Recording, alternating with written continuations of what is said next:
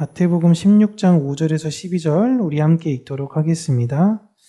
제자들이 건너편으로 갈새 떡 가져가기를 잊었더니 예수께서 이르시되 삼가 바리새인과 사두개인들의 누룩을 주의하라 하시니 제자들이 서로 논의하여 이르되 우리가 떡을 가져오지 아니하였도다 하거늘 예수께서 아시고 이르시되 믿음이 작은 자들아 어찌 떡이 없으므로 서로 논의하느냐 너희가 아직도 깨닫지 못하느냐 떡 5개로 5,000명을 먹이고 주운 것이 몇 바구니며 떡 7개로 4,000명을 먹이고 주운 것이 몇 광주리였는지를 기억하지 못하느냐 어찌 내 말한 것이 떡의 관함이 아닌 줄을 깨닫지 못하느냐 오직 바리새인과 사두개인들의 누룩을 주의하라 하시니 그제서야 제자들이 떡의 누룩이 아니요 바리새인과 사두개인들의 교훈을 삼가라고 말씀하신 줄을 깨달으니라. 아멘. 오늘은 페르소나라는 제목으로 하나님의 말씀을 우리 사랑하는 평강교회 성도님들과 함께 나누도록 하겠습니다. 과거 유럽에서 이제 연극을 할 때면 가면을 쓰고 권력자들을 풍자했습니다. 우리나라도 마찬가지죠. 우리나라는 탈을 쓰고 권력자들을 풍자했었습니다. 왜냐하면 탈을 벗고 연기했다가는 바로 죽을 수 있기 때문에 가면과 탈을 꼭 쓰고 했어야 됐어요. 그 탈을 원어로 페르소나라고 불렀습니다. 그러니까 페르소나는 그냥 쉽게 우리가 생각할 땐 탈이라고 생각하시면 돼요. 가면이죠. 그리고 이 페르소나는 이제 의미가 점점 확장돼서 가면을 쓴 상태, 벗은 상태. 그러니까 겉과 속이 다른 이런 위선의 의미로 확장이 되어졌습니다.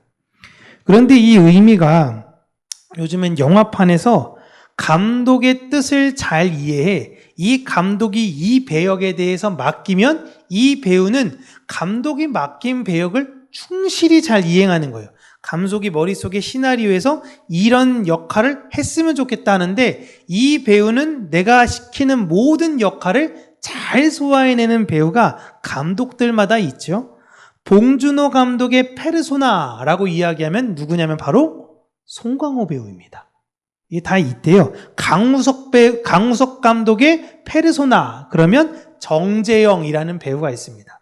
김시표류기 공공의 적 이런 데도 나오신 분인데 유명한 분이죠. 그래서 요즘은 이 페르소나라는 의미가 굉장히 긍정적인 의미로 많이 인식이 되고 있어요. 그러나 원래 이 페르소나의 의미는 위선에 관련된 굉장히 부정적인 의미가 되었습니다.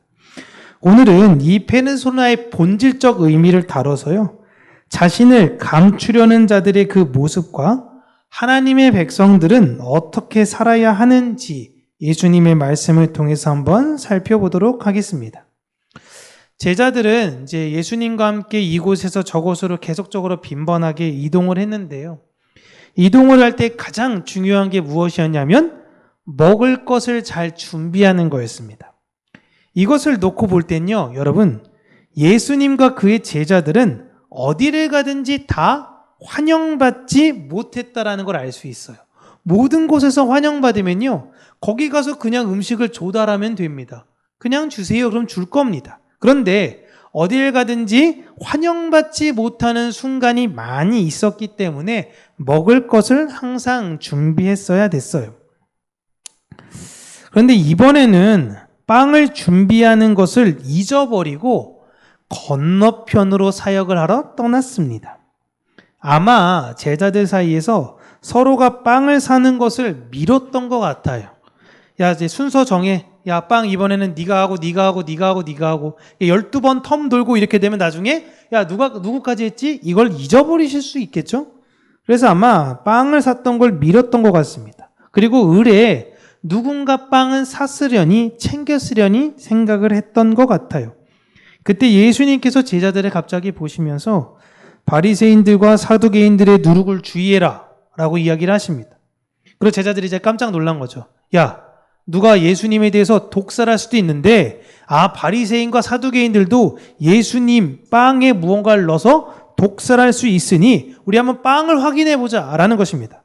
근데 그때 빵을 준비하지 않은 걸 아는 거예요. 야, 빵 이번에 누가 준비했어? 빵. 근데 없는 겁니다. 그러자 이 문제로 서로 책임 소재를 다투고 있어요. 이걸 7절에 제자들이 서로 논의하여 이르되 라고 나오니까 자기들이 그냥 뭔가 합의해서 얘기한 것처럼 나오지만 다툰 겁니다. 서로 야 누가 안 챙겼어? 누가 안 챙겼어? 서로 이 이야기를 하고 있는 거예요. 그리고 예수님 우리가 실수로 빵을 가지고 오지 않았습니다. 안심하셔도 돼요. 어차피 걔네들이 못 넣었을 거예요 라는 겁니다. 그러자 예수님이 내가 지금 빵에 있는 누룩을 얘기하는 것이 아니라 라고 말씀을 해주시죠. 나는 얼마든지 그 빵에 대해선 먹을 거를 만들어낼 수 있다라고 제자들에게 가르쳐 주십니다. 내가 너희들에게 주의하라 라고 했던 것은 빵에 있는 진짜 누룩이 아니라 그들의 교훈을 조심하라 라고 한 것입니다. 예수님은 그들의 가르침을 지금 누룩으로 비유하고 계십니다. 누룩은 밀가루 반죽에 넣으면 부풀어 오르고 빵이 부드러워지게 만드는 거예요. 그런데 누룩을 넣지 않으면 밀가루 본연의 맛이 강조하게 되죠. 바리새인과 사두개인은 말씀의 본래 의미를 전해야 했습니다. 하나님께서 유월절, 이제 한 해가 유대인들이 시작될 때에 무교병을 일주일간 먹어라 라고 하셨습니다. 무교병을 일주일간 먹는다라는 건 우리는 하나님의 백성으로 하나님의 율법과 말씀의 본질대로 살겠습니다라는 걸 한 주간 깊게 묵상하는 거예요. 그래서 6월절엔 여러분 무교병을 먹다가 50일 지나서 난 오순절에는 무교병을 먹지 않아요. 그때는 간이 된 맛있는 빵을 먹으라 라고 합니다. 의미가 다르기 때문에 그래요. 이 바리새인과 사두개인들은 말씀에 대해서 연구하고 노력하는 사람들입니다. 그렇다면 이들은 그 말씀에 대해서 본연의 의미를 알아가려고 하고 그걸 가르쳐야 하는데 그 안에 자신의 무언가를 넣어서 본래의 의미를 훼손시켜버렸던 것이죠. 그들이 했던 시도와 노력은 하나님의 말씀, 그 율법을 이해하기 쉽게 전하려던 것이 아닙니다. 예수님은 다른 사람들이 하나님 나라에 대해서 이해하기 쉽도록 비유로 말씀해 주셨죠. 너희들이 잘 아는 것으로 알려줄게 라는 그러한 예수님의 수고가 있으셨지만 이들은 그러한 수고를 한 것이 아니라 말씀의 본질적인 것을 왜곡시켜 버렸어요. 그런데 그 왜곡이 아주 커다랗게 무언가를 변화시킨 것이 아니라 어떻게 변화시켰냐면 아주 적은 누룩을 넣어서 그게 지금 이렇게 많이 크게 변화되었다라는 것입니다. 그러니까 이게 진짜 중요한 게요. 처음에는 말씀을 가르치려는 의도에 있어서 요만큼 아주 보이지 않는 작은 선에 있어서 무언가를 잠깐 넣는데 그 조금만 넣었으면 되겠지라는 그 내용이 커지게 되어지는 것을 지금 예수님은 주의하라 라고 이야기하는 것입니다. 예수님은 천국을 비유해 주실 때에 가루 섬 아래 넣은 누룩이 하나님 나라와 같다라고도 비유를 하셨습니다. 여기서 가루 서말은 아브라함이 나그네를 고운 가루 세스아로 대접했던 것을 의미한다라고 비유해서 제가 말씀드렸어요. 그래서 천국이라는 것, 하나님 나라는 그 섬김 속에서 나그네들에게 하나님의 은혜가 확장되어지듯이 그 확장되어질 것을 비유로 말씀하신 것이고 우리는 이런 누룩이 되어 이 세상의 다른 이웃들을 섬길 때에 하나님 나라가 폭발적으로 확장될 것을 예수님께서 말씀하신 거예요. 우리는 이 세상의 말씀을 확장하는 누룩입니다. 말씀을 통해서 내가 무언가를 얻으려고 하는 사람들이 아니라 말씀의 본연의 그 맛, 그 자체를 전하는 누룩이어야 해요. 그런데 바리새인과 사두개인, 마가복음에는 헤롯 당도 나옵니다. 모든 사람들이 말씀에 있어서 자신에게 유리한 내용으로 그것을 해석하여 그 말씀, 이 하나님의 율법을 자신의 정당화의 도구로 사용했던 것이에요. 나를 옳다 하게 하기 위해 이 말씀의 뜻은 이거여야 된다라는 것이죠. 그 누룩의 마음을 경계하라라는 것입니다. 사도 바울이 교회에 대해서 누룩에 관한 내용으로 경고를 하는데요. 고린도전서 그리고 갈라디아서 내용을 우리가 함께 읽도록 하겠습니다. 먼저 고린도전서 읽을게요. 너희가 자랑하는 것이 옳지 아니하도다. 적은 누룩이 온 덩어리에 퍼지는 것을 알지 못하느냐. 너희는 누룩 없는 자인데 새 덩어리가 되기 위하여 묵은 누룩을 내버리라. 우리의 유월절 양 곧 그리스도께서 희생되셨느니라. 아멘. 갈라디아서 말씀입니다. 적은 누룩이 온 덩이에 퍼지느니라.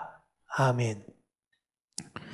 우리의 신앙생활을 망치는 것은 아주 어려운 고난과 역경이 아니에요. 아주 적어 보이는 그 누룩과 같이 나를 좀 자랑하고 싶어. 왜 나를 몰라주지? 왜 내 수고가 이런 것에 있어서 아무도 관심이 없지?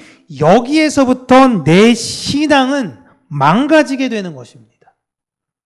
이 작아 보이는 것, 아무것도 아닌 것 같아 보이는데 이게 모든 것에 영향을 미치게 되는 거예요.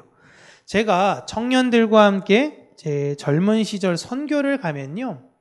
선교 갈 때에 막 주변에서 핍박과 모욕과 멸시가 선교팀을 무너뜨리지 않습니다. 뭐에서 무너뜨리냐면 아주 사소한 거에서 무너져요. 아주 사소한 거에서. 심지어 그렇기 때문에 잘 때도 되게 조심하면서 잘 때도 많이 있고요. 저 형제 코를 너무 많이 골아가지고 내가 너무 많이 시험에 들었어. 잠을 자지 못하니까 사역을 하지 못해. 그러니까 막 스트레스 받고 되게 사소한 거에 큰 영향을 그 안에 미치게 되는 것을 제가 보게 되었어요. 이처럼 우리가 주의해야 되는 것은 우리를 교회를 향한 이 뭐 나라나 아니면 어떤 집단이나 대대적인 핍박이 우리를 무너뜨리는 것이 아니에요. 우리 안에 있는 교만함이 우리를 무너뜨리게 되는 것입니다. 바울은 디모데에게 돈을 사랑하는 것이 일만하게 뿌리다라고 가르쳤습니다. 돈이 나쁜 것이 아니다. 돈을 사랑하는 그 마음이 문제라는 거예요. 그 작아 보이는 마음. 여러분, 돈을 어떻게 안 사랑합니까? 돈 주는 거 싫어하는 사람은 아무도 없잖아요. 근데 어떻게 보면 아무것도 아니었던 그 작아 보이는 그 마음. 그것 때문에 내 모든 삶의 방향이 다 바뀔 수 있게 되는 거예요. 바울은 고린도 교회의 자랑에 관한 것에 대해서 경계합니다. 고린도 교회는 많은 은사를 받았던 교회예요. 어떤 사람은 이런 은사, 어떤 사람은 저런 은사. 야, 병 고치는 은사가 최고야. 아니, 방언은 기본적으로 할 줄 아나? 야, 방언하면 뭐해? 통변할 줄을 알아야지. 막 각종 사람들이 자신이 갖고 있는 그 은사로 자랑했어요. 근데 은사는 내가 노력해서 얻은 것이 아니라 하나님께서 예수 그리스도를 더 잘 증거할 수 있도록 주신 선물이에요. 그런데 그걸 잊어버리고 구원받았다, 내가 그 복음으로 말미암아 자유를 누렸다라는 걸 잊어버리고 어느샌가 사람들이 나를 바라봤던 그 작은 시선 하나하나가 모이다 보니 이것이 나의 명예가 되고 자랑이 되어버린 것입니다. 또한 그들은요, 어떤 권위자의 신앙과 믿음이 더 좋냐고 파벌이 형성이 됐습니다. 너는 누구야? 나는 아볼로. 말 진짜 잘하시잖아. 너는 누구야? 나는 베드로. 야, 베드로 선생님이 핵심이지. 너는 누구야? 야, 나는 예수님이야. 난 예수님파야. 막 이러면서 서로가 파벌이 나뉘었어요. 말씀에 대한 그 깊이와 뜻을 더 헤아리며 알기 위해서 서로가 협력하고 서로가 그 나눔을 가지고 그러는 것이 아니라 내가 믿고 내가 지지하는 대상이 더 옳고 낫다라고 생각하는 그런 논리가 바로 바리새인과 사두개인이 가졌던 논리와 동일했던 거예요. 초대교회에 회의가 열렸을 때 다 예루살렘에 모이십시오라고 해서 권위자들이 다 모입니다. 그들이 모였을 때는 무엇을 논의하기 위해서냐면요. 모세의 율법을 우리가 어디까지 지켜야 되느냐? 그럼 이걸 아예 지키지 말아야 하느냐? 어디까지가 우리의 자유냐?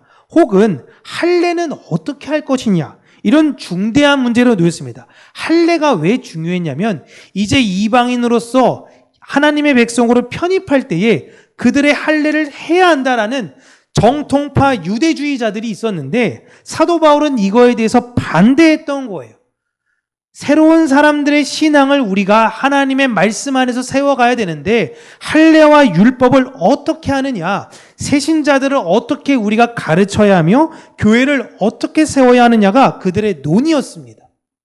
즉 이들의 논의했던 내용은 교회를 말씀 안에서 어떻게 바르게 세우며 가르치느냐, 이것이 중요했던 거예요.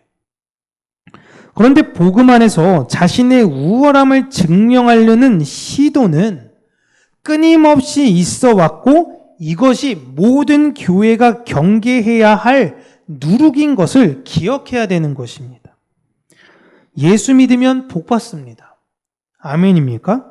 예수 믿으면 복 받아요. 그런데 이 내용을 어떻게 가르치냐에 따라서 복음 자체로 가르칠 수 있습니다.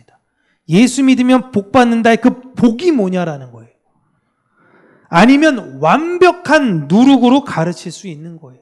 처음에 왔을 때 복이라고 생각했던 건 아주 작은 거일 수 있습니다. 지금 내가 어려운 형편에 있는 거, 이런 거 해결되기를 원하는, 내가 아픈 거, 내가 가난한 거, 내가 여러 가지 힘든 것들에 대해서 사소한 것들을 해결하는 것, 이게 복인 줄 알았는데 점점점 신앙생활 생각하면서 예수 그리스도에 대해서, 하나님의 복음에 대해서는 온데간데 없고 어느새 보니 누룩이 온몸에 퍼져 복밖에 원하지 않는 존재가 되어버린 거예요. 이게 얼마나 비극입니까?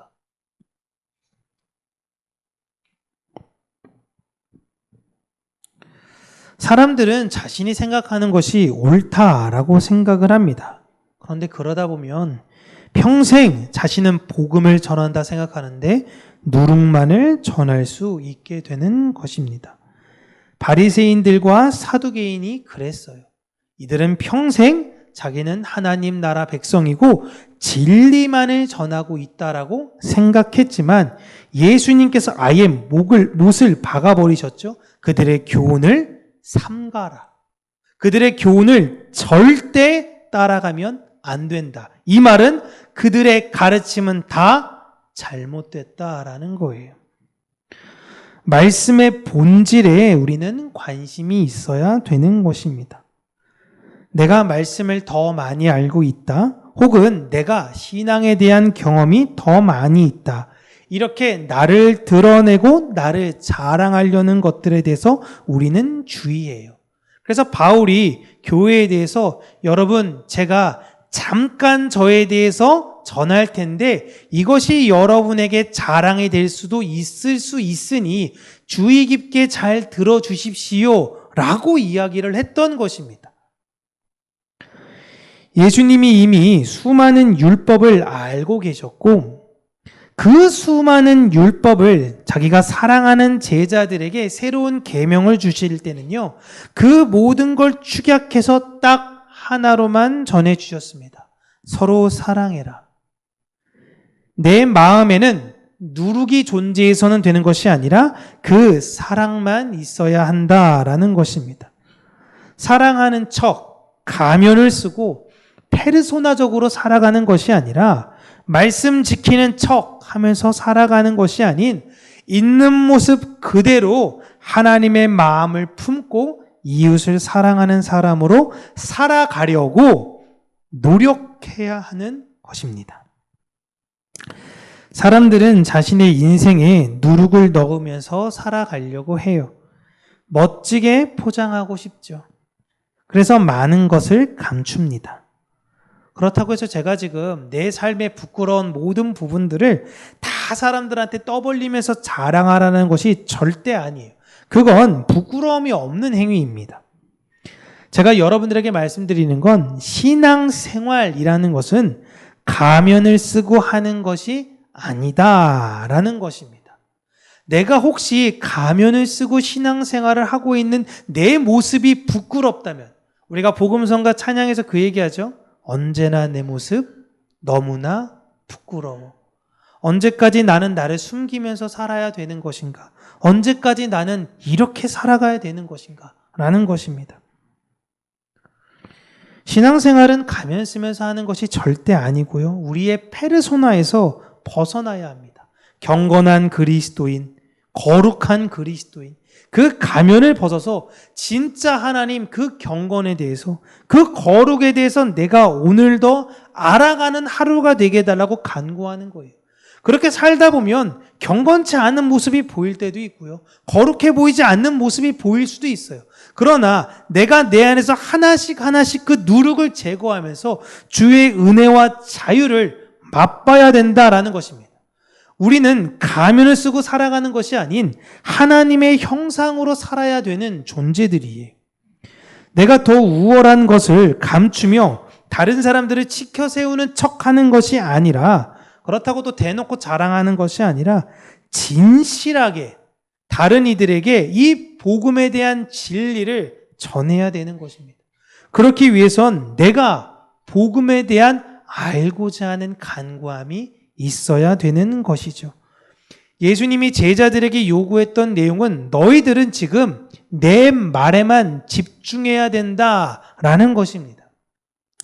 우리가 이 세상 살면서 말씀에만 집중하면서 살아야 된다는 거 다 알지만, 사실 어찌 보면 사두개인들의 말도 일리가 있고 바리새인의 말도 일리가 있고 헤롯의 말도 일리가 있을 수 있어 라고 착각하면서 살아갈 수 있어요. 더 고민되고 괴로우실 때에 말씀의 본연의 맛을 더 간구하시면서 하나님, 내가 진리를 더 사모하고 진리를 더 깨닫는 자가 되게 해달라고 하나님께 간구하시면서 살아가는 저와 여러분들 되시길 주님의 이름으로 축복합니다. 기도하겠습니다. 살아계신 하나님 아버지, 우리의 신앙생활을 망치는 것은 어떤 대단한 그리고 커다란 그런 핍박과 박해에 있는 것이 아닌 내 안에 아주 작아 보였던 교만과 욕심과 그 질투에서부터 그 모든 것들이 비롯된다라는 것을 알게 하여 주시고, 내가 내 안에 생명으로 오신 예수 그리스도를 담지한 자로서 내 안에 있는 거짓된 누룩을 이미 다 패하신 예수 그리스도의 공로에 힘입어 오늘도 이 세상의 허탄한 것을 자랑하는 자가 되는 것이 아닌 오직 십자가만을 자랑하는 자가 되게 하여 주시기를 간절히 간구하고 소원합니다.